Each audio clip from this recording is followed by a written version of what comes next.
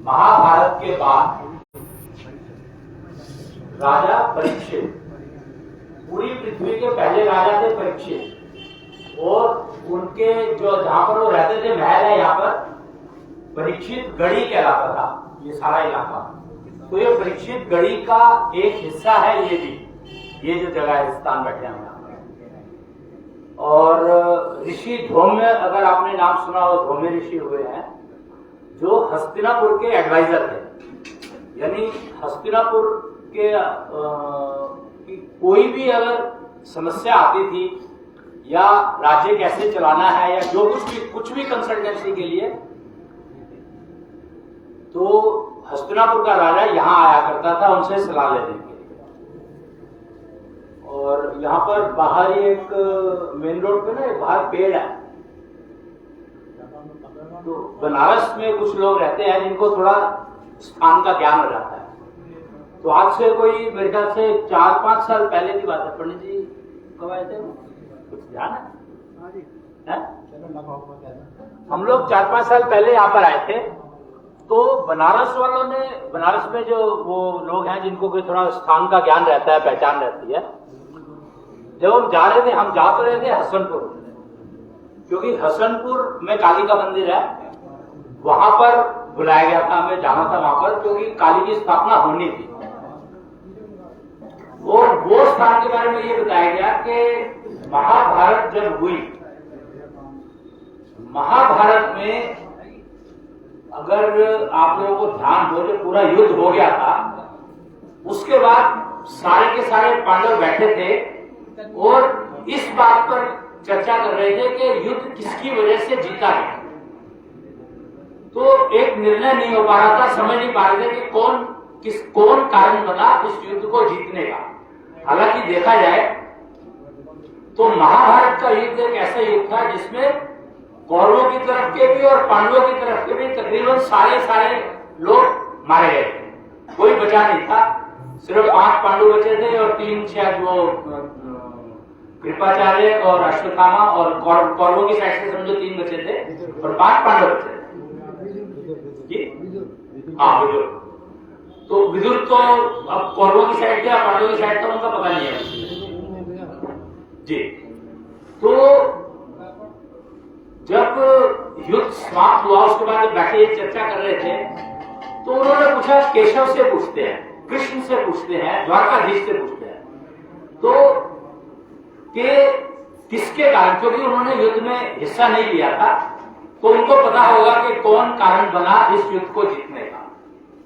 और वो सारे के सारे उठ करके द्वारकाधीश के पास चले गए। द्वारकाधीश से जब ये सवाल पूछा गया तो उन्होंने कहा कि देखो, मैं तो रथ चलाने में व्यस्त था, बिजी था। रथ में चलाने में, अगर गाड़ी चलाने में जरा सा ध्यान चूका सब खत्म। तो मेरे को क्या पता क्या हो रहा है युद्ध में, मुझे तो युद्ध का पता भी नहीं क्या हो रहा, मेरा तो ध्यान सारा का सारा रथ चलाने में था। पर हाँ, मैं एक ऐसे उसका नाम बता सकता हूं जिसने सारा युद्ध अपनी आंख से देखा है। और अब आपको पता नहीं इस चीज का कितना वो समझ आई महाभारत। 2 लोग ऐसे थे जिन्होंने पूरी महाभारत देखी, एक नहीं था, एक संजय और एक बर्बरीक। पर कृष्ण ने बर्बरीक का नाम लिया, संजय का नाम नहीं लिया। कारण कि संजय जो था उसका काम था महाभारत में कौन किससे लड़ रहा है उसकी जानकारी राजा को देना। तो उसको पूरे युद्ध के बारे में उसको जानकारी नहीं हो सकती, क्योंकि उसका ध्यान पर्टिकुलर एक पॉइंट पर होगा। बर्बरीक को कोई काम था नहीं, उसका एकमात्र काम था उसे तो देखना था सारे उसको। तो उसको सारी महाभारत का ज्ञान एक्चुअली अगर था तो बर्बरीक को था। और बर्बरीक के एंगल से महाभारत को कभी किसी ने देखा ही नहीं। अभी तक जो महाभारत देखी दिखाई जाती है, बात की जाती है, चर्चा की जाती है, वो सिर्फ संजय की दृष्टि से देखी हुई महाभारत की बात की जाती है। बर्बरीक ने क्या देखा, क्या सुना, क्या समझा, उसको शायद कोई नहीं जानता। तो हम लोगों ने इसके ऊपर कुछ रिसर्च करी, शोध करी। हम लोगों ने एक इंस्टीट्यूट बनाया था 2003 में, 2004 में, time clock museum and research centre, यानी समय पे रिसर्च करने का कार्यक्रम हम लोगों ने शुरू किया था। हम लोग सारे टेक्निकल लोग हैं, तो हमने समझने की कोशिश की कि असल में महाभारत हुई भी थी कि नहीं हुई थी। अगर हुई थी तो कैसे पता लगे कि उसमें क्या हुआ। फिर जब ये लोग बर्बरीक के पास गए कृष्ण के कहने पर, मेरे को यहाँ पे ना नाम एक्चुअली कृष्ण यूज नहीं करना चाहिए, द्वारकाधीश यूज करना चाहिए, क्योंकि कृष्ण अब द्वारकाधीश थे। उनको कृष्ण के नाम से कोई नहीं बुलाता था, द्वारकाधीश के नाम से ही जाने जाते। तो द्वारकाधीश के कहने पर सभी गए बर्बरीक के पास और पूछा कि हाँ, अब बर्बरीक की प्रॉब्लम क्या थी। बर्बरीक उन सबका ही वंशज था, पांडवों का वंशज था और तीसरे नंबर पे था, पोता था। तो अब वो शरीर तो छोड़ चुका था पहले, तो उसको डर तो था नहीं किसी चीज का। तो और वो अगर जीवित होता, वैसे देख रहा होता, तो शायद वो बायस हो जाता, क्योंकि भीम का पुत्र था, तो बायस हो सकता था कि भीम का नाम ले दे वो, पर वो तो दुनिया छोड़ चुका था।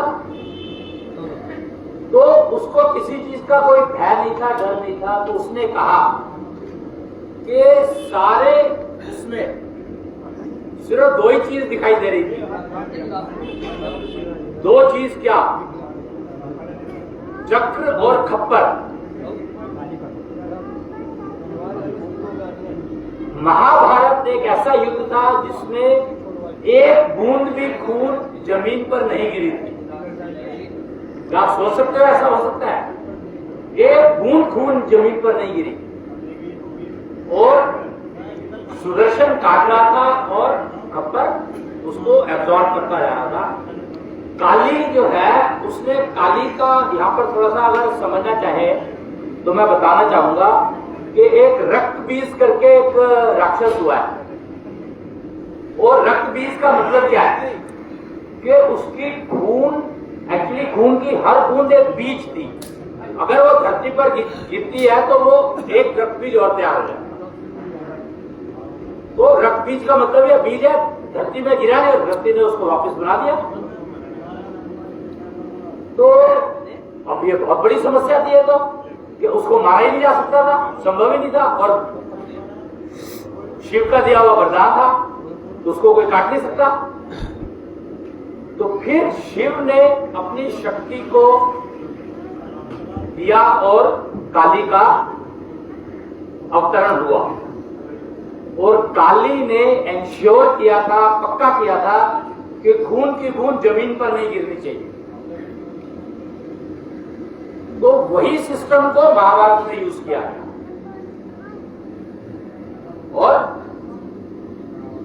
धरती वहां पर बिल्कुल जैसी थी वैसी की वैसी रही, उसमें कोई नुकसान नहीं हुआ किसी भी तरह का।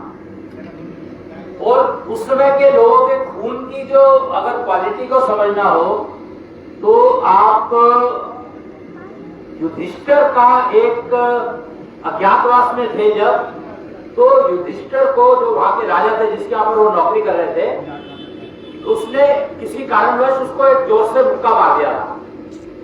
तो भीम तुरंत दौड़े थे और उनके खून को एक भगोने में, एक उसमें जो भी उनके हाथ में आया बर्तन में इकट्ठा किया, नीचे नहीं गिरने दिया। उसका कारण क्या था? उसका एक मात्र कारण था, अगर वो जमीन खून की एक बूंद भी जमीन पर गिर जाती तो धरती फट जाती, पूरी धरती का विनाश हो जाता। कारण के यमराज, धर्मराज कहलाते थे युधिष्ठिर, और यमराज के दिए हुए पुत्र थे वो। तो उनका खून, मतलब उस समय के जितने भी जो लोग थे, तपस्या इतनी उनकी उस लेवल की थी कि उनका खून अगर पृथ्वी पर गिरता है तो पृथ्वी फट जाए। इसलिए काली को कृष्ण ने बुलाया था कि खून नीचे नहीं गिरना चाहिए। महाभारत हो गई तो बर्बरीक ने ये बताया, और उसके बाद बर्बरीक को कृष्ण ने जो भी कृष्ण द्वारकाधीश की जो पूजा अर्चना की जाती थी वो सारी पूजा उन्होंने श्याम को दे, उसको खाटू श्याम नाम दिया, बर्बरीक को नया नाम दिया श्याम, और खाटू श्याम कहलाते हैं आज की तारीख में वो। और आप देख सकते हो कि उनकी कितनी पूजा होती है, सारा ऑलमोस्ट मेरे ख्याल से मतलब अनगिनत लोग लगे होंगे उनकी उसमें भक्ति में और पूजा में। तो वो सारी एक्चुअली कृष्ण की भक्ति थी जो कृष्ण ने उनको दी। उसके जो होता है ना, कहते हैं कि पहले जो क्या रहता था कि उधार चुकाने होते हैं, कर्म फल की जब बात करते हैं हम लोग, तो जो तुमने कर्म किया उसका फल मिलेगा ही मिलेगा, रुक नहीं सकता, मिलेगा ही मिलेगा। होनी बलवान है, कहते हैं ना, होनी जो है उसका काम है कर्म करोगे तो कर्म का फल देना। अब यहां पर कंफ्यूजन क्या हुआ कि कर्म किसको कहते हैं ये शब्द समझ में आया नहीं किसी की, और लोगों ने कर्म को और श्रम को, मेहनत को एक ही मान लिया। समझ रहे मैं क्या कह रहा हूं? लोगों ने मेहनत करना जो है उसको कर्म से जोड़ दिया, जबकि ऐसा नहीं है। कर्म वो होता है जब आप डिसाइड करते हो, डिसीजन ले लेते हो कि मुझे ये काम करना है, तो आपका कर्म हो गया तभी की तभी, और कर्म फल मिल गया। अब वो एक नाम और सुना होगा आपने, चित्रगुप्त, जिसका काम है सारा हिसाब किताब रखना कि किसके कौन से कर्म है, उसका वो देखा ना मूवी पिक्चरों में देखा होगा। तो वो चित्रगुप्त एक्चुअली उसका जो मूल वो था गुप्त चित्र, उसको बोलने में चित्रगुप्त कह दिया गया। गुप्त चित्र का मतलब क्या है? गुप्त चित्र का मतलब है कि एक ऐसी पिक्चर, एक ऐसी फोटो, एक ऐसी इमेज जिसके अंदर आपको कर्मफल क्या मिला और उस कर्मफल को मिलने का समय की एक स्टैंप बन गई, मोहर बन गई, और वो आपकी नब्ज में लिखी गई। तो चित्रगुप्त ने सारा सिस्टम इतना ऑटोमेटिक कर दिया कि उसको कुछ हिसाब किताब रखने की जरूरत ही नहीं है। जब जरूरत हो आपकी नब्ज पढ़ करके आपको बता सकता है कि आपने क्या कर्म किए और उसके क्या कर्म फल मिले। कर्म क्या किए उसमें उसको कोई इंटरेस्ट नहीं है, ये कर्म फल मिला और ये इस समय में आपको मिल जाएगा, मतलब लिखा गया आपकी नाड़ी में कि ये कर्म फल आपका लिखा गया और इस समय मिलेगा। और उस समय जो का गणित किया जाता था वो किया जाता था आपकी सांसों की गिनती से। इसीलिए कहा गया है कि उम्र आपको सांसों की गिनती से मिलती है, और उम्र को आपके हाथ में है कि आप अपनी उम्र को कितना लंबा करना चाहें कर सकते हैं। अब उम्र लंबी करनी चाहिए कि नहीं करनी चाहिए ये बताओ मेरे को, बताओ जी है? तो कलयुग का ये प्रभाव है कि आज की तारीख में कोई चाहता ही नहीं कि उम्र लंबी हो, पर क्या मरना अपने हाथ में है? कोई गिनती तो पूरी करनी पड़ेगी। अगर उम्र सांसों की गिनती से मिलती है तो गिनती तो पूरी करनी पड़ेगी आपको, कोई हल तो है नहीं। तो मरना आपके हाथ में नहीं है, पैदा होना आपके हाथ में नहीं है, तो फिर आपके हाथ में है क्या? तो आपके हाथ में है कौन सा कर्म करना है, कौन सा नहीं करना है, उसका निर्णय करना आपके हाथ में है। अब सोचो कितना बड़ा काम आपके हाथ में दे दिया उसने। पर दिक्कत क्या है कि हम डिसाइड करके और उस काम को तुरंत कर देते हैं, हमें समय ही नहीं मिलता कि डिसीजन जो लेना है हमने ठीक लिया कि नहीं लिया, ये सोचने का टाइम ही नहीं मिलता।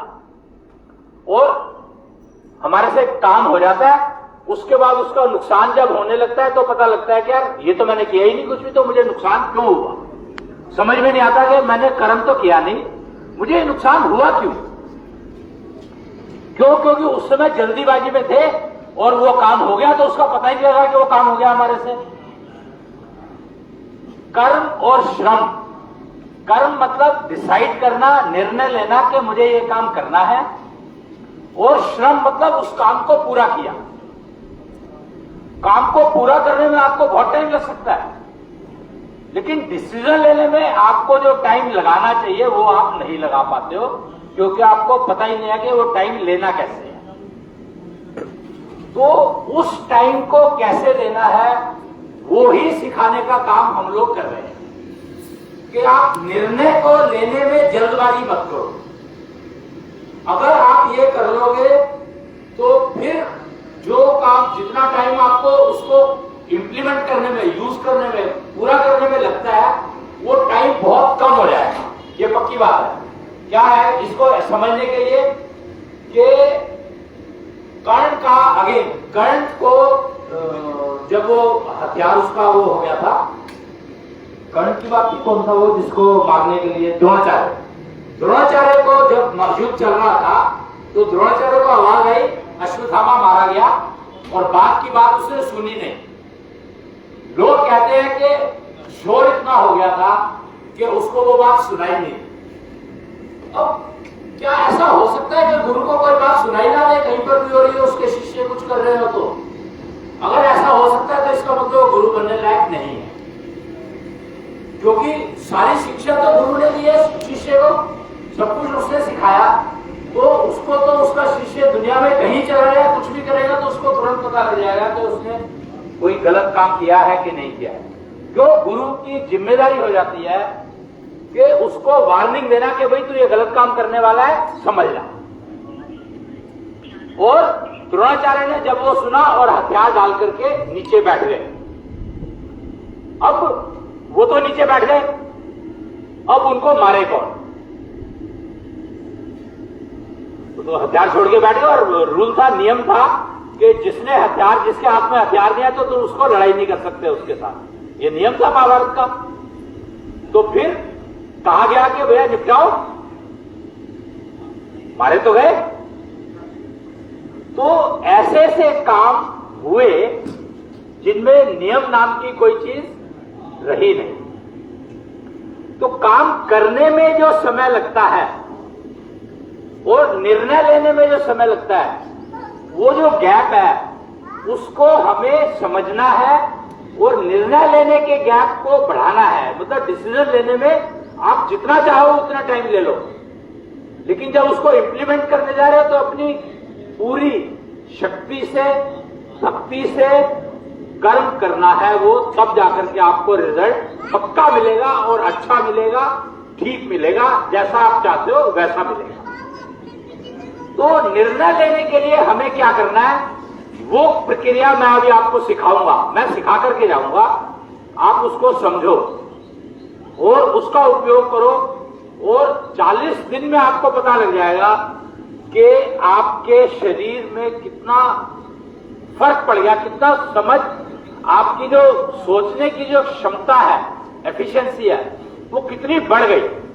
और डिसीजन लेने में आपको जो पता ही लगता है कि आपने जो डिसीजन लिया, ठीक लिया है, गलत लिया है, वो लेने के लिए आपको टाइम मिल जाएगा सोचने का। और सोच समझ के भी आप डिसीजन लेंगे तो आप जो भी काम करेंगे मन से करेंगे, और जब आप मन से काम करेंगे तो उसमें सफलता तो मिलेगी ही मिलेगी, कोई रोक नहीं सकता। तो उस डिसीजन मेकिंग कैपेबिलिटी को, यानी वो निर्णय लेने की क्षमता को बढ़ाने के लिए आप सभी को एक प्रक्रिया दी गई है, वो है श्वास प्रक्रिया, सांस लेने की प्रक्रिया। सबके पास है सांस, आप हर समय लेते हो, सांस के बिना रहा ही नहीं जा सकता। तो सांस लेने के आदत को बदलो। अभी जो आप सांस ले रहे हो वो आपको बेचैन रखती है, और बेचैनी से छूटना, जितने बेचैन रहोगे उतने ही समझो आप बीमारी की तरफ जा रहे हो। बहुत सिंपल सी बात है। तो इसके लिए एक नई टेक्निक, एक टेक्नोलॉजी बनाई गई जिसको कहा जाता है शंख टेक्नोलॉजी। आपको पता है शंख क्या करता है? शंख तो आपने सुना ही होगा, नाम देखा भी होगा, यूज भी किया होगा। शंख का क्या काम है, कोई बता सकते हो मेरे को? तो पहले जो है ना, शंख जब बजता था तो युद्ध होता था, शंखनाद, हर युद्ध शुरू होता था शंखनाद से। शंख का काम है वेस्टेज को ऊर्जा में बदलना। आप वेस्टेज को एनर्जी में कन्वर्ट करने का प्रकृति का दिया हुआ एकमात्र सिस्टम है वो। और आजकल अगर आप सुन रहे होंगे मिसाइल बन रहे हैं, हाइपरसोनिक मिसाइल के नाम सुने होंगे आपने बहुत, तो वो कोशिश ये कर रहे हैं कि आवाज की तेज से हम लोग उसको चला सके, यानी वो जल्दी पहुंच जाए जहां पे उसको डिस्ट्रक्शन करनी है। लेकिन आवाज ही अपने आप में इतना बड़ा एनर्जी का सोर्स है जो किसी भी चीज को फोड़ सकता है। अगर आपको पता हो आवाज की वाइब्रेशन क्रिएट करके और उसको आप अगर भेजे कहीं पर, तो वो कितना डैमेज कर सकती है आप सोच नहीं सकते। और आवाज क्रिएट करना तो यहां बैठे बैठे आप आवाज कर सकते हो क्रिएट, एक मंत्र बोलते हो और उससे आपको पता नहीं क्या क्या, उससे पूरे के पूरे भूकंप उनको शांत कर सकते हो। जंगलों में लगी आग एक मंत्र से सारी आग बुझा सकते हो। ऐसे सिस्टम थे, ऋषि मुनि सब इनको इन सब सिस्टम्स के ऊपर ही रिसर्च करते थे। वो कहते थे कि शंख को उपयोग करके जब हम वेस्टेज को एनर्जी में कन्वर्ट कर सकते हैं, तो क्या हम इस ऊर्जा को उपयोग भी कर सकते हैं कि नहीं कर सकते। तो उसको उपयोग करने के सिस्टम पे जब रिसर्च शुरू करेंगे, अभी हुई नहीं है शुरू उस पे, अभी तो हम लोग सिर्फ आवाज की गति को नाप रहे हैं, पर आवाज की ऊर्जा को जब नापने लगेंगे तो फिर उसका जो उपयोग होगा, फिर देखो आप, धरती पे भूकंप आ नहीं सकता किसी भी हालत में, पोल्यूशन रह नहीं सकता किसी भी हालत में, रह ही नहीं सकता। और धरती जो है वो स्वर्गलोक की वाइब्रेशंस, क्या होता है कि स्वर्ग और स्वर्गलोक, नरकलोक, ये सारे लोक बने हुए हैं। कहते हैं 14 लोक बने हुए हैं, 14 लोक में निर्माण हुआ है सृष्टि का। तो वो लोक का मतलब क्या है? वो लोक का मतलब है वहां से वाइब्रेशंस निकलती हैं, और उन वाइब्रेशंस को जब आप रिसीव करने लगते हैं तो वैसा ही वातावरण आपके घर में बनने लगेगा। तो स्वर्ग की वाइब्रेशंस रिसीव करने के लिए आपको अपने मन को शांत करना पड़ेगा। भाई एक ही रिक्वायरमेंट है कि आपका मन जितना कम से कम बेचैन हो, बेचैन ना ही हो, तो उतना ही स्वर्ग की वाइब्रेशंस आपके घर में आने लगेंगी। पक्की बात है, ये टेस्टेड है। 2006 से हम लोग इस सिस्टम पे काम कर रहे हैं और देखा है कि जिसके यहां पर मन शांत हो गया, उनके घर के परिवार एकदम, मतलब कंफ्यूजन क्या होता है पता ही नहीं है, कुछ भी कोई प्रॉब्लम आती ही नहीं है वहां पर कभी भी। प्रॉब्लम आने से पहले, वो कहते हैं ना एक चीज होती है ऑरा, अगर आपने सुना होगा, ऑरा होता है कि आपकी जो शक्ति है वो आपके चारों तरफ एक शील्ड बना लेती है। जैसे कर्ण को कवच कुंडल मिले हुए थे जन्म से, तो वो शील्ड आप अपने आप निर्माण कर सकते हो अपने चारों तरफ। कवच और कुंडल बनाना कोई मुश्किल काम नहीं है। प्रोसीजर मैं बता देता हूं, प्रैक्टिस आपको करनी है, अभ्यास आपको करना है, और फिर आप समझो कि आपको ब्रह्मांडधीश ने क्या दिया। वो दे रहा है पर अपने आप को लेने लायक बनाना है, बस इतना ही करना है। उसके लिए श्वास प्रक्रिया एक सबसे सिंपल, सबसे पर्सनल अपनी अपनी है सबकी, किसी से कोई लेना देना नहीं, किसी से कुछ पूछना नहीं, किसी को कुछ बताना नहीं। मेरे को क्या मिल रहा है, मेरे को अपने लिए मिल रहा है, तो मुझे किसी को बताने की जरूरत क्या है, पहली बात। दूसरी बात है कि जब आपको कुछ मिल रहा है तो आप जब शांत हो जाओगे तो आपकी शरीर अपने आप बता रहा है दूसरों को कि यार इसने क्या किया ऐसा जिसकी वजह से इसका शरीर ऐसा चमक रहा है, दमक रहा है। एक होती है चमक, एक होती है दमक। तो चमकना तो आप बूट पॉलिश और कुछ भी पॉलिश करके चमका सकते हो, लेकिन दमक जो होती है वो मणि में होती है। हीरे को रोशनी की जरूरत होती है चमकने के लिए, लेकिन मणि को किसी की जरूरत नहीं है, उसके अंदर अपनी चमक अपने आप होती है, तो उसको दमक कहा जाता है। वो दमक आप, वो मणि जो है आप अपने अंदर जागृत कर सकते हो, जो अश्वत्थामा के पास थी, पर उसके पास जन्म से मणि थी तो वो उसका उपयोग करना नहीं सीख पाया।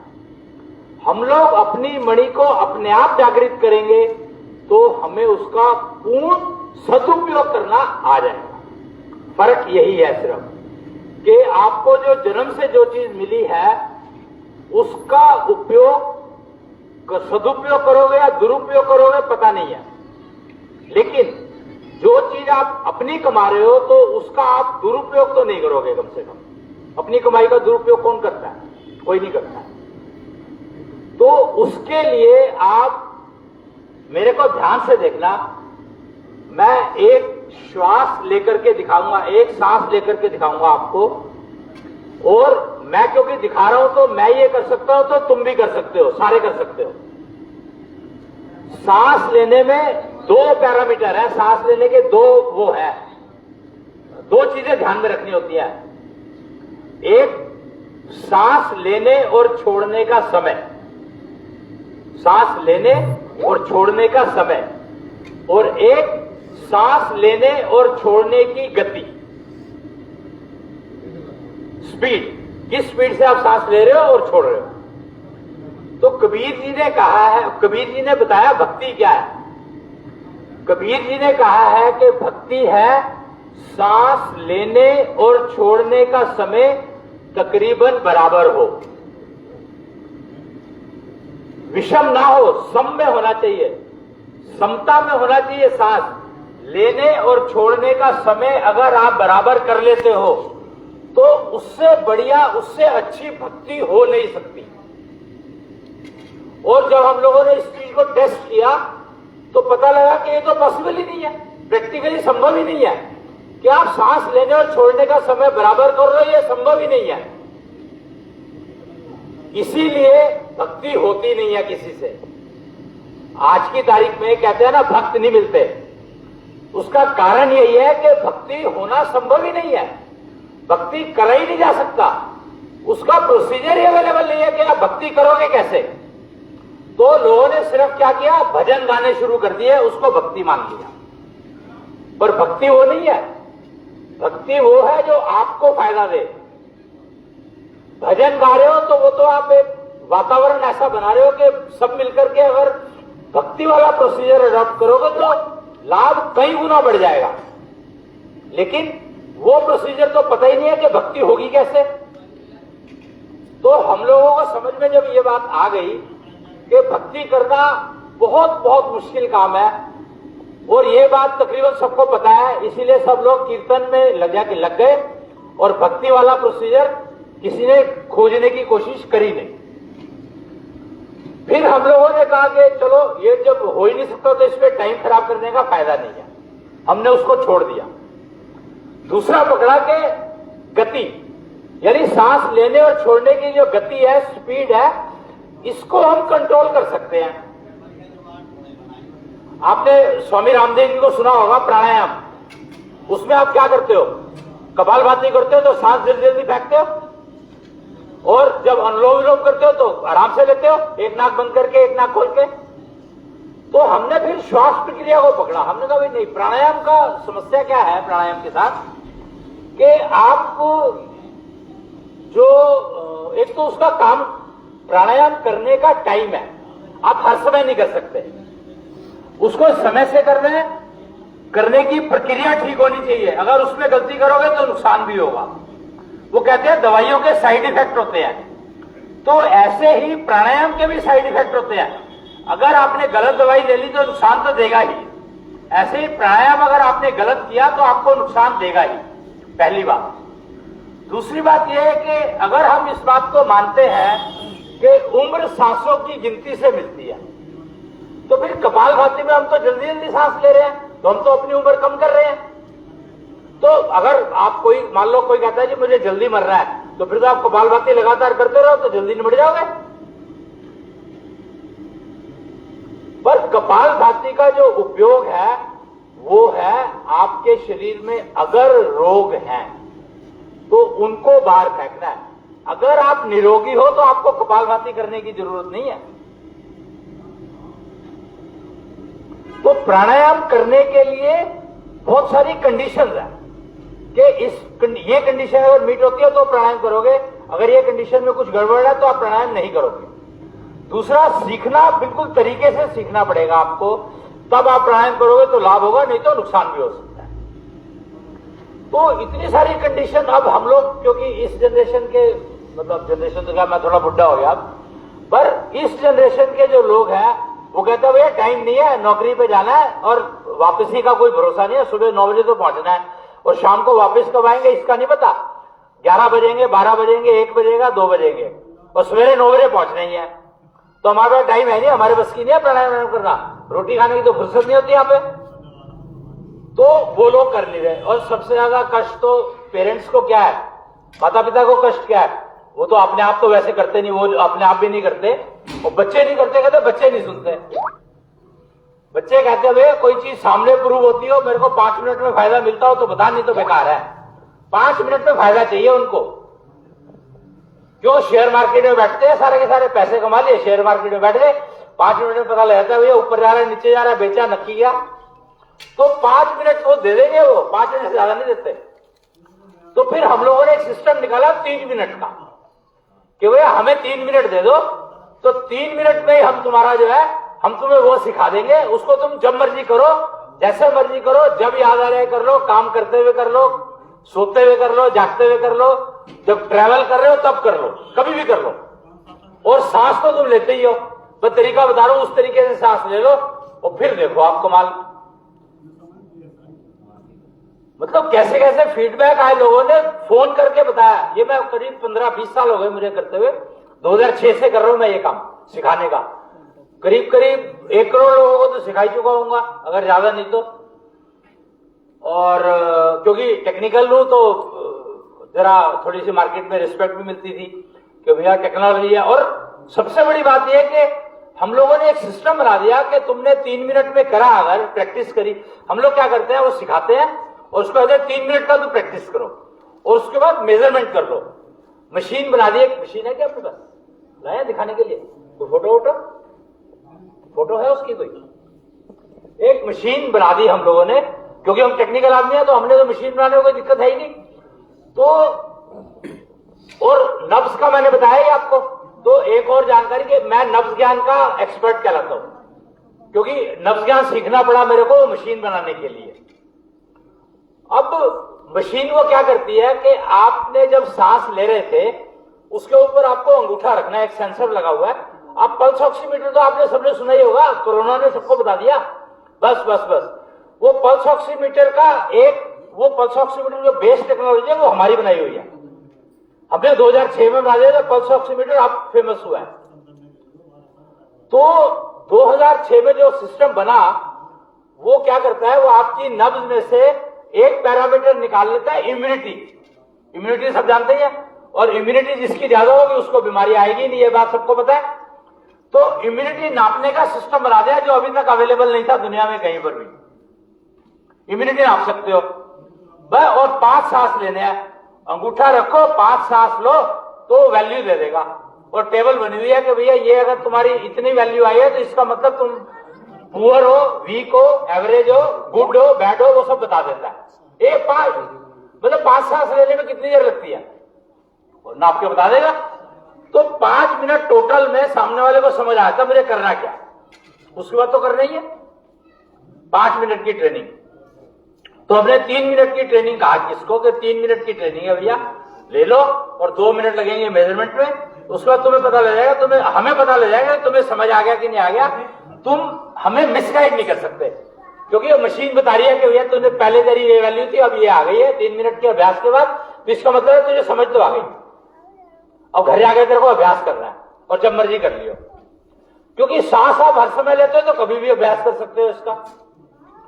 तो सांस लेने की, और एक ही चीज का नियंत्रण करना है, स्पीड का, गति का। तो सांस कैसे लेनी है वो मैं दिखा रहा हूं आपको।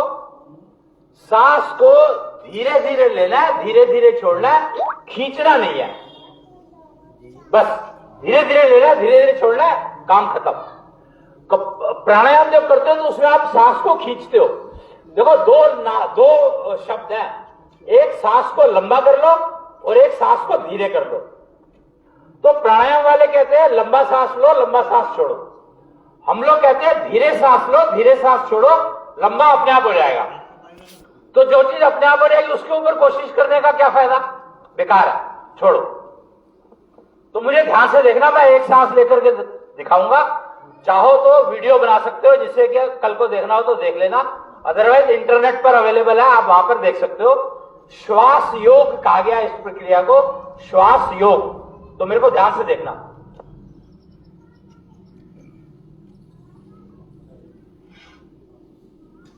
अच्छा, इसमें एक और कंडीशन है, चाहे बैठे हो, चाहे लेटे हो, चाहे रोटी खाई है नहीं खाई है, काम कर रहे हो, जब मर्जी कर सकते हो इस प्रक्रिया को, कोई कंडीशन नहीं है किसी भी तरह की।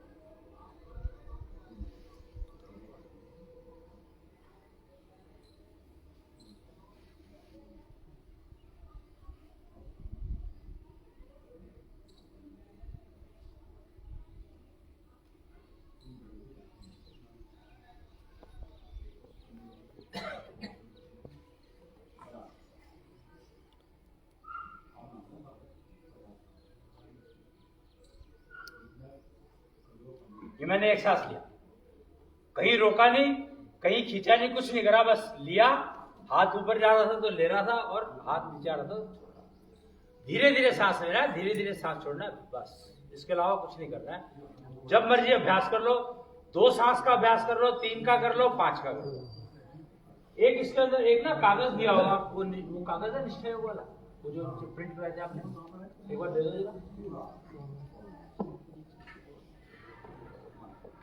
ये तो मैंने आपको श्वास प्रक्रिया बताई, श्वास योग। एक है निष्ठा योग, उसका प्रोसीजर है, वो मैं आपको बताता हूं। निष्ठा क्या, निष्ठा शब्द का मतलब तो पता होगा क्या होता है?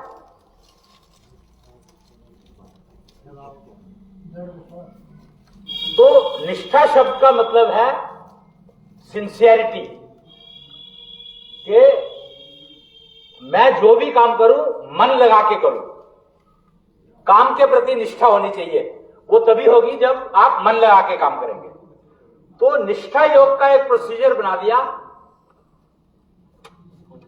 क्या है कि ये जो मैंने सांस लेने की प्रक्रिया दिखाई ना आपको, ये तो प्रक्रिया है, जब मर्जी कर लो, लेकिन इसका अगर एक विधि से करोगे तो उसका लाभ कई गुना मिलेगा। सारे उसमें एक सिस्टम बना लो अपनी लाइफ में, तो वो आपके मन और बुद्धि को इतना बढ़िया से जोड़ देगा कि आपको कौन गलती को, आपसे तो कोई गलती होगी नहीं, अपने आप ही गलती नहीं होगी, आपको पता लगेगा ये काम गलत है, करना है कि नहीं करना है डिसाइड करो, तुरंत पता लग जाएगा आपको। और 2 चीज होती है, एक होती है प्रकृति और एक होती है प्रवृत्ति। 2 शब्द सुने होंगे आपने। तो प्रकृति जो प्राणायाम है वो ज्यादातर आपको प्रकृति से जुड़ने का तरीका सिखाता है, और प्रकृति से हर इंसान जुड़ना चाहता है पर जुड़ नहीं पाता। क्यों नहीं जुड़ पाता? तो उसका एकमात्र कारण है कि प्रवृत्ति जो है ना वो आपको प्रकृति से जुड़ने नहीं देती। मन कुछ और कहता है करने को और दिमाग कुछ और कहता है करने को। तो ये निष्ठा योग का जो सिस्टम बनाया वो इसीलिए बनाया कि ये सिस्टम आपके मन और दिमाग दोनों को एक ही उसमें चलाएगा। जो मन कहेगा वही दिमाग कहेगा, वही काम करना है, और नहीं तो रिजेक्ट, मतलब वो काम करना ही नहीं। जो इसमें मन और दिमाग अलग चल रहे हैं वो काम करना ही नहीं, वही काम कर रहे हैं जिसमें मन और दिमाग एक साथ चले। तो इसमें जो प्रोसीजर बनाया वो ये बताया,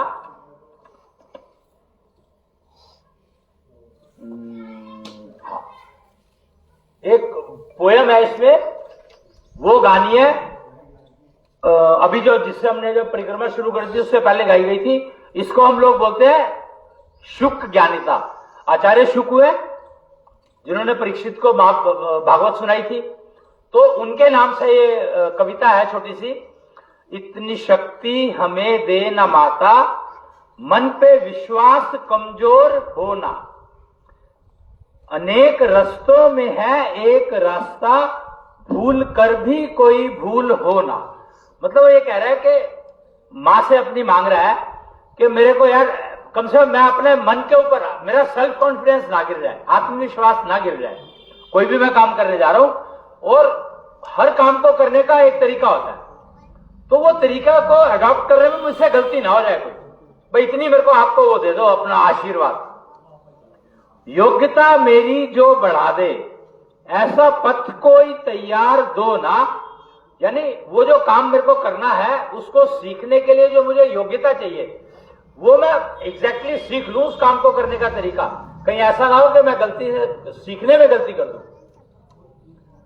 ज्ञान पथ जो हमको दिखा दे, ऐसा गुरुद्वार तुम हमको दो ना। श्वास पथ पे जो चलना सिखा दे, ऐसे गुरु की कोई पहचान तो दो ना। तो ये पोयम का एक बार गाना है, एक बार बोल करके, उसके बाद 11 सांस लेने हैं। धीरे धीरे सांस लेना है, धीरे धीरे सांस छोड़ना है और 11 की गिनती गिन लो। और ये काम आपको सुबह उठते ही करना है, रात को सोने से पहले, और जब भी भोजन ले रहे हो तो भोजन से पहले, लेने से पहले ये करना है 11 सांस नाक से लेने हैं। ये 11 सांस, 3 जो टाइम बताया मैंने, सुबह उठने के बाद, रात को सोने से पहले। मतलब इसमें तुम्हें नहाए धोए कोई कंडीशन नहीं है, कोई मतलब नहीं है किसी चीज का, सांस ही तो लेना है। और खाना खाने के बाद, कोई भी खाना, दोपहर में खाया, सवेरे खाया, रात को खाया, फर्क नहीं पड़ता। जब भी आप खाना खा रहे हो, सुबह अगर खाने से पहले 11 सांस ले लोगे इस तरीके से, तो आपका डाइजेशन सिस्टम एकदम रेगुलेट हो जाएगा। खाना खाने के बाद फिर 11 सांस लेने हैं, लेकिन वो 11 सांस आपको लेने हैं मुंह खोल करके। ये ध्यान रखना है। खाना खाने से पहले, सुबह उठ के और रात को सोने से पहले नाक से, लेकिन खाना खाने के बाद 11 सांस मुंह से लेने हैं और मुंह से ही छोड़ने हैं। बस इतना ही करना है। तो आपका डाइजेशन सिस्टम इतना बढ़िया हो जाएगा कुछ टाइम के बाद, जब ट्यूनिंग होने लगेगी कि आप सोच नहीं सकते, कोई दवाई, कोई चूर्ण लेने की जरूरत पड़ेगी नहीं आपको। आपके सांस ही, आपकी सांस की जो हवा है वही दवाई का काम करने लग जाएगी। तो इस पूरे सिस्टम को निष्ठा योग विधि कही गई है। ये निष्ठा योग ऊर्जा जब आपके शरीर में जनरेट होने लगेगी तो आपका शरीर दमकने लगेगा अपने आप ही। कुछ किसी को कहने की जरूरत, लोग अपने आप बताएंगे जी हमें भी बता दो आपने क्या किया। तो एक वो गाय ज्ञानिता है क्या कहीं पे लिखी हुई? गाय ज्ञानिता लिखी हुई नहीं है काले वाले? चलो, एक गाय ज्ञानिता, एक 4 लाइन की, एक क्या कहते हैं उसको, 4 लाइन का एक पोएम है। वो अगर आप गौशाला में बैठ करके गाते, आपको तो गौशाला क्या आती है? गाय को माता कहा गया है, पर असल में गाय माता है किसकी, ये बात अभी तक छुपी हुई थी, पता नहीं था अभी तक। पता है आपको गाय माता है किसकी असल में? गाय माता है पृथ्वी की। पृथ्वी को गाय पालती है। तो पृथ्वी के ऊपर जो लोग रहते हैं उनकी नानी हुई वो। और वो अगर वो पंचगव्य की बात करते हैं ना आजकल, जो पंचगव्य की बात करी जाती है, तो पंचगव्य से अगर आप खेती करो, गाय का दूध अगर हम लोग यूज कर रहे हैं तो हमें मुश्किल से 5% फायदा बचाएगा, बाकी का तो खैर देता ही नहीं। गाय का दूध 5% फायदा देता है, लेकिन अगर गाय के पंचगव्य से अगर आप खेती करते हो तो वो अनाज आपको 90% फायदा देगा, पक्की बात है। तो गाय का काम है पृथ्वी को पालना, और पृथ्वी का काम है अपने उनको पालना जो उसके ऊपर रहते हैं। ये नियम है, ये नियम कृष्ण ने बताया था महाभारत के समय में, पर समझ में नहीं आया किसी की। और कृष्ण कहते हैं ना कि कृष्ण भगवान तो सब में है, एक कॉमन स्टेटमेंट सबने सुनी होगी, भगवान तो सब में है। तो एक्चुअली भगवान है कहां सब में? जब ये खोज करी गई तो महाभारत में कृष्ण ने यह कहा था कि सारी इंद्रियों में राजा इंद्र, सारी इंद्रियों का राजा मन, वो मैं हूं। अगर ध्यान हो महाभारत सुनोगे आप तो उसमें कहा था कृष्ण ने कि इंद्रियों का राजा मन वो मैं हूं, देवताओं का राजा इंद्र वो मैं हूं। तो ये घोषणा तो महाभारत में कर दी थी उसने, पर इसका मतलब क्या है समझ में आया नहीं। हमारे पास कितनी इंद्रियां हैं? हमारे पास कितनी इंद्रियां हैं? बताओ 5 इंद्रिया, एक्चुअली 5 ज्ञानेंद्रिया, 5 कर्मेंद्रिया, 10 है, ठीक है।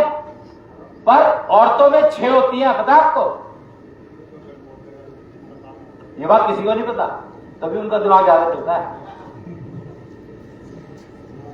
और असल में कृष्ण ने कहा था कि तुम्हारे पास, पुरुष के पास 20 इंद्रिया है और फीमेल्स के पास, औरतों के पास 24 इंद्रिया है। ज्ञान 24 ही कहा गया है इसको, और 24 अणुओं से पूरा ब्रह्मांड बना है। वो कहते हैं 5 तत्वों से सब कुछ बना है। तो 5 तत्व किस चीज के बने हैं उसके बारे में खोज चल रही है। जो गॉड पार्टिकल एक, अगर आपने सुना हो, एक एक्सपेरिमेंट चल रहा था, वो ढूंढ रहे थे कि 5 तत्व किस चीज से बने हैं। तो 5 तत्व 24 मॉलिक्यूल से बने, 24 अणुओं से बने हैं, और उसी से ब्रह्मांड बना है, उसी से शरीर बना है, और वो 24 सेंसेस से शरीर बना है। तो हमें 10 का ही नहीं पता अभी तक, और किसी उसने हमें समझा दिया 3 बंदर दिखा करके, कान, मुंह और आंख, 3 चीजें बंद करा दी हमारी। अब 3 चीजें बंद होने से नुकसान क्या हुआ? उसने तो कहा बुरा मत देखो, बुरा मत सुनो और बुरा मत बोलो, पर उसके कारण उसने कान बंद करके दिखा दिए। पर कान बंद करने से थोड़ी होगा बुरा। बुरा नहीं देखना तो आपको आंखों को फिल्टर लगाना पड़ेगा कि बुरा आपको दिखाई ना दे। पर अगर आप आंख बंद कर लोगे तो आपकी तो एक इंद्री बंद हो गई, ज्ञानेंद्री बंद हो गई आपकी। तो आपका ज्ञानेंद्री बंद होगी तो आपका ज्ञान कैसे काम करेगा? मन तो बेचैन रहेगा ही। तो कृष्ण है आपकी इंद्रियों का मालिक। अगर आप कृष्ण को जागृत कर लेते हो, कृष्ण का मतलब है कृष्ण तत्व। कृष्ण तत्व नाभि में होता है, और सारी इंद्रियों का कंट्रोल नाभि में होता है। अगर, और पेट नेचुरली, अगर सारी इंद्रियां ठीक है आपकी तो पेट तो ठीक रहेगी।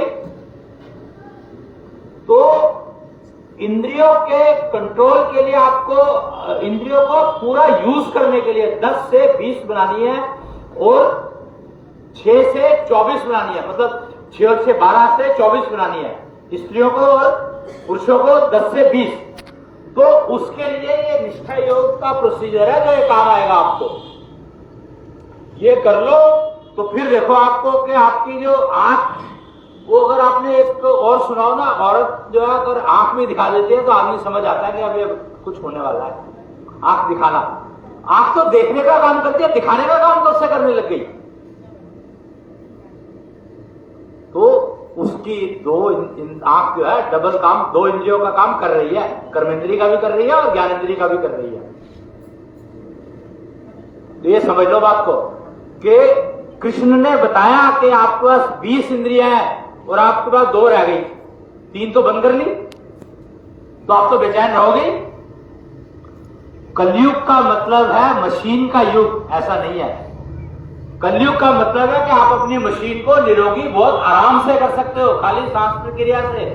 खाली सांस तो लेना और कुछ करना ही नहीं है। आपको जो चीज स्वाद, सबसे स्वाद लगती है, जिस मन करता खाने का, वो खाओ, नुकसान देगी नहीं आपको, गारंटी है। शुगर, डायबिटीज आपको रहेगी नहीं किसी भी हालत में, बीपी रह नहीं सकता अगर आप इस श्वास प्रक्रिया को, निष्ठा योग की प्रक्रिया को अपना लो तो। जब आपकी निष्ठा योग ऊर्जा आपके अंदर जनरेट होने लगेगी, उस दिन के बाद से रोग आपके शरीर में रह नहीं सकते, पक्की बात है ये, अपने आप छोड़ के चले जाएंगे। पोल्यूशन रह नहीं सकता जमीन पे, पंचगव्य की खेती शुरू कर दो, पोल्यूशन नाम की चीज रह नहीं सकती जमीन के ऊपर किसी भी हालत में, किसी भी कंडीशन में। परिवार में लड़ाई तो बहुत दूर की बात है। एक तो परिवार जो है ना, वो एक कहते हैं ना, यूनाइटेड होना चाहिए, एकता होनी चाहिए परिवार में। हम ये कहते हैं परिवार एकता करने की जरूरत नहीं है, वो अपने आप हो जाएगी। आप अपने मन और बुद्धि को एक कर लो बस, अपने आप बाकी सारी चीजें हो जाएगी। फिर देखो आप, तुम्हारे कोई भी प्राकृतिक आपदा आपके पास आ नहीं सकती, गारंटी है इस बात की। फ्लड आएगा नहीं कभी भी, पक्की बात है ये। पोल्यूशन खत्म हो जाएगा तो फ्लड अपने आप खत्म हो जाएगा, आएगा ही नहीं।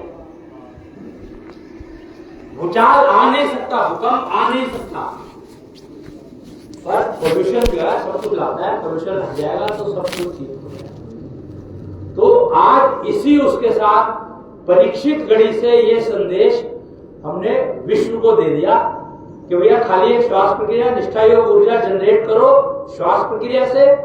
निष्ठा योग ऊर्जा से आपका कृष्ण तत्व जागृत होने लगेगा और आपके पास, सबके पास उनकी इंद्रियां पूरी काम करने लगेगी, पूर्ण रूप से उपयोगी हो जाएंगी। तो फिर आप उसका आनंद, पूर्ण आनंद, संपूर्ण आनंद। तो आज से संपूर्ण आनंद का काल शुरू हो गया है। काल घर की स्थापना हो गई है। अगर आप यहाँ पर मंदिर में देखेंगे तो एक राइट में ना एक छोटा सा वो लगा है, काल घर, उसके ऊपर लिखा हुआ है।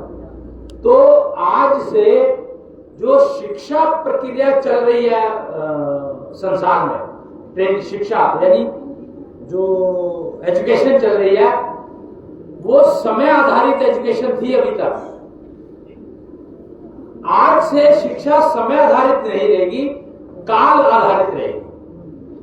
जब आप समय आधारित शिक्षा की बात करते थे हम लोग, तो हमें आनंद तो मिलता था, पर वो बहुत थोड़े समय के लिए होता था, क्षणिक आनंद मिलता था।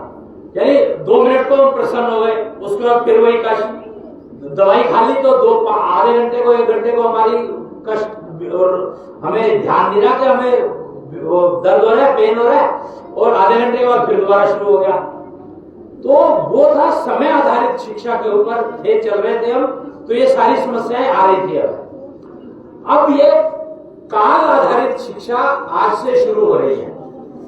यह असल में 24 दिसंबर से इसका बीज डला था, जो आज का, और 24 फरवरी से ये बाजार में आ गई थी, बात करनी शुरू कर दी थी। 24 को ये आ गए थे यहाँ पर। अगर आपको ध्यान हो तो 24 फरवरी को ब्रह्मांडीश आ गए थे यहाँ पर, और पब्लिक में आज से गई है। आज जानकारी दी गई है, कल से जाएगी, एक्चुअली 1 मार्च से जाएगी। क्योंकि मार्च का जो महीना होता है ना, वो पता है किसका होता है? मार्च का महीना होता है गुरु बृहस्पति का। तो शिक्षा का काम, काल आधारित शिक्षा का काम कल से शुरू होगा। और वैसे भी 24 तारीख को ये आए थे, तो छठी जो है वो कल होगी। तो छठी के बाद ही जब बच्चा होता है तो उसका छठी के बाद ही उसका वो शुरू होता है। एक्चुअली जो जीवन जो है बेसिकली छठी के बाद माना जाता है उसका शुरू होना। तो कल छठी है, कल से काल शिक्षा का जो सिस्टम है वो कल से शुरू हो जाएगा। और अब स्कूल या विद्यालय नहीं कहा जाएगा, उनको काल घर कहा जाएगा, काल आधारित शिक्षा। और काल आधारित शिक्षा आनंद से शुरू होकर के संपूर्ण आनंद तक ले जाएगी आपको। तो आप देख लो, डिसाइड कर लो। परीक्षित गणित ने तो शुरू कर दिया है और सारे वर्ल्ड को इसको फॉलो करना ही पड़ेगा। क्यों? क्योंकि पहले राजा पूरी पृथ्वी के परीक्षित थे, तो उन्होंने अपना काम पूर्ण कर दिया, ये समझ लो। क्योंकि आपको अगर ध्यान हो तो परीक्षित की मृत्यु जो है अकाल मृत्यु हुई थी, अगर आपको ध्यान हो, तक्षक नाक के काटने से, तो नाक के काटने से अकाल मृत्यु हुई थी। तो आज उन्होंने अपना काम पूरा, ये इनके बैठने से अब जो खाटू की जो तपस्या करेंगे, तो जो पूजा अर्चना जो भी होगी वो इनकी बताई विधि से करेंगे तो लाभ होगा, नहीं तो लाभ नहीं मिलेगा। ब्रह्मांडीश की विधि, अब सारा सिस्टम ब्रह्मांडीश के आदेश पर चलेगा इस पूरी पृथ्वी पर। और अगर आप ब्रह्मांडीश की वो देखेंगे तो उन्होंने पृथ्वी को अपने कंट्रोल में ले लिया है। पहले लड्डू गोपाल हुआ करते थे, अगर आपको पता हो तो, तकरीबन सबको पता ही होगा इस बात का। तो उनके हाथ में लड्डू हुआ करता था, और जब तक उनके हाथ में लड्डू था जब तक वो छोटे ही रहे, बड़े नहीं हुए कभी। लेकिन 2006 में उन्होंने लड्डू छोड़ दिया था और पृथ्वी को कंट्रोल में लेने के लिए एशो सभ्यता, एक नई सभ्यता की शुरुआत की थी 30 मार्च 2006। और जब उनका 30 मार्च 2006 के बाद जो जन्माष्टमी आई थी, वो उनका जन्म का पहला साल शुरू हो गया था। और उसके बाद अभी वो षोडशी गोपाल हो गए, लड्डू गोपाल से षोडशी गोपाल हो गए, यानी 16 साल के हो गए। यहाँ को 16 और 6 22 खत्म हुआ, 16 साल के हो गए। 17वें साल में उन्होंने कृष्णेंद्र बनकर के ब्रह्मांडधीश बन करके उस गद्दी को अपने आप को डिक्लेयर कर दिया बाजार में कि अब सारा कुछ मेरे नियंत्रण में चलेगा। और जिसकी समझ में आ जाएगा, जो इस अपने निष्ठा कृष्ण तत्व को जागृत कर लेंगे, वो लोग आनंद से संपूर्ण आनंद की तरफ चलते चले जाएंगे। अपने आप ही कुछ करने की जरूरत और है नहीं। तो आज की कथा का सत्र मैं यहीं पर समाप्त करूंगा। भोजन भंडारा शायद तैयार है, ब्रह्मांडधीश ने बनवा दिया है, तो भोजन प्रसाद लेकर के जाएं। और हम लोग जो कृष्णेंद्र कथा की जो समापन करते हैं सत्र का, वो गाय ज्ञानिता गाकर करते हैं। तो गाय ज्ञानिता का गान करेंगे हम, और उसके बाद जय कृष्णेंद्र बोल करके और समापन करेंगे। गाय ज्ञानिता का वो कागज है नहीं ना, तो ये दे दो सबको। ये पहली लाइन जितना है 4 डालेंगे सारे।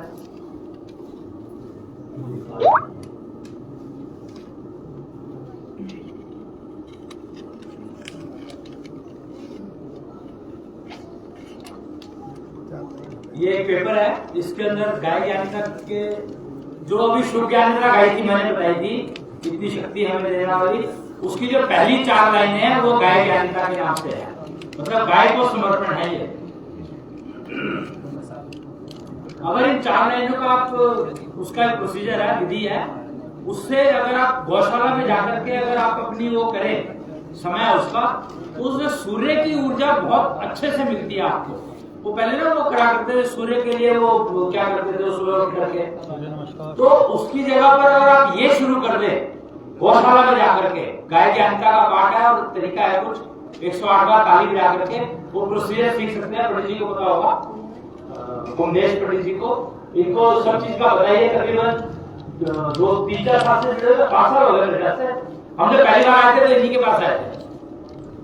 तो अब गाय ज्ञानिता का पाठ करेंगे हम लोग एक बार। इतनी शक्ति हमें दे न माता, मन पे विश्वास कमजोर ना हो। अनेक रस्तों में है एक रास्ता, भूल कर भी कोई भूल ना हो। तो ये हम लोग जो एक रास्ता यहाँ पर बात कर रहे हैं, गाय ज्ञानिता इसको इसलिए कहा गया है कि वो एक रास्ता उस गौशाला का है जहां पर ब्रह्मांडधीश बैठे हो। तो उस गौशाला में जाकर के अगर आप गाय ज्ञानिता का पाठ करते हैं विधिवत, तो आप सोच नहीं सकते कि आपको कितना लाभ मिलेगा। सुबह और शाम को करना होता है ये, तो किसी भी टाइम पर 2-3 घंटे का ऐसा टाइम है, उसके बीच में अगर जाकर के करें तो बहुत फायदा मिलेगा। तो आज का ये यहीं पर समाप्त करते हुए, जय कृष्णेंद्र। जय कृष्णेंद्र। सबको बहुत बहुत बधाई। और अब हम भंडारा प्रसाद लेकर के ब्रह्मांडधीश कृष्णेंद्र की आनंद की शुरुआत करते हैं।